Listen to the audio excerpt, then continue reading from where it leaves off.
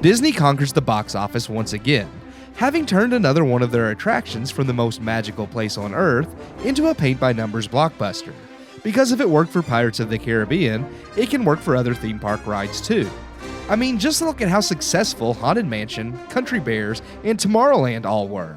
That's right, even though Disney has only managed to successfully adapt the Pirates ride into a full-blown franchise, and all other attempts have paled in comparison, they continue the trend with their latest film, Jungle Cruise. And while I still stand by my paint-by-numbers statement, I can actually say this time, Disney didn't completely botch the idea. Yes, Jungle Cruise is raking in the cash, and with star power such as Dwayne "The Rock" Johnson and Emily Blunt, it's no surprise. What is surprising, based on Disney's previous track record though, is that despite a few flaws, the film honestly is a lot of fun. One expects, of course, anything The Rock is involved in to be highly entertaining. No matter if the film he's in is good or bad, The Rock knows how to work an audience. The man just knows how to entertain. Alongside Emily Blunt, who has long proven herself capable of a wide range of roles, we get two engaging leads that you enjoy watching the whole way through. While Emily Blunt and The Rock's performances are definitely the highlights of the film, and their chemistry on screen and ability to play off one another are the driving force behind the movie, it is still painfully obvious how much Jungle Cruise borrows from other films.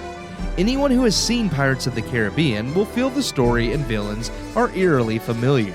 Jungle Cruise's plot structure greatly resembles Pirates, with themes, set designs, villain designs, and the entire general atmosphere of the film feeling heavily influenced by Pirates blended with a bit of National Treasure, Indiana Jones, and the African Queen. Though the original theme park ride was inspired by the African Queen, so I guess things have just come full circle. While the plot may follow familiar story beats, and much of it is familiar Disney tropes in a new jacket, it is still a very nice new jacket. The film doesn't lack in complete originality. The characters are for the most part, aside from a few woke additions that add nothing to the plot, generally fleshed out and well likable.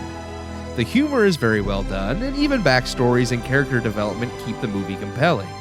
Yes, we hit familiar beats, but the characters are so fun and relatable that you want to stick around for their story, even if it feels like the movie takes place a few centuries after Captain Jack sailed the seas. Hey, maybe if Disney plays its cards right, they can create a cinematic theme park universe. At this point, why not? My only other gripe with the film is that it also has less than stellar CGI when compared to past Disney works such as the Pirates films or even recent Disney live-action remakes such as Jungle Book and The Lion King. The fact that the same studio that brought to life Davy Jones and live-action versions of Baloo and Simba also created the villains and the Jaguar in this film is mind-boggling. It's not that the CGI is always bad in the movie, but there's no excuse for when it is bad after we've seen Disney do better. The Jungle Cruise, however, is still a fun film for most ages. It may be a bit much for younger audiences, but no more so than Pirates was. There's brilliant innuendo and darker moments for adults, with lighthearted laughs and characters for younger ages. The film has its flaws, but it is still a fun adventure film, which is all it needed to be. I give Jungle Cruise 3 out of 4 stars.